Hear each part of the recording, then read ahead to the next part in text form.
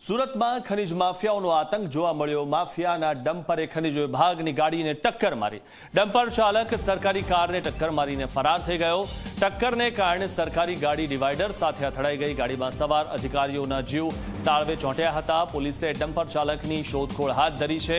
ત્યારે હવે આ જે ખનીજ માફિયાઓ છે તે કેટલા હદે બેફામ બન્યા છે કે તે અધિકારીઓની ગાડીને પણ ટક્કર મારે છે, જેના કારણે અધિકારીઓ તેમને પકડી ન શકે અને ખનીજ માફિયાઓ પર હવે લગામ ક્યારે લાગશે તે સૌથી મોટો સવાલ છે। કામરેજ ચેકપોસ્ટ ઉપર મારી ડ્યુટી છે। રૂટીન રોયલ્ટીને ચેક કરતા હોય છે, ત્યારે એક ડમ્પર આવ્યું હતું જે રોયલ્ટી માટે ઊભું ચેક કરાવવા માટે ઊભું નહોતું રહ્યું। ત્યારે અમે એ ગાડીનો પીછો કરતા હતા। પીછો કરતાં ડમ્પરવાળાએ તાપીના બ્રિજ ઉપર પાછળથી ઠોકી હતી સરકારી ગાડીને। બાદમાં ડમ્પરવાળો થોડોક સાઈડ હટી ગયો હતો ને આગળ જવાની કોશિશ કરી હતી।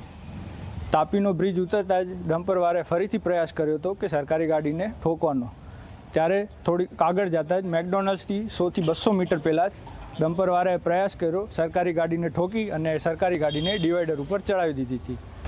ગાડીમાં ટોટલ 2 જણા હતા, હું સિક્યુરિટી ને સિક્યુરિટી એઝ અ ડ્રાઈવર તરીકે।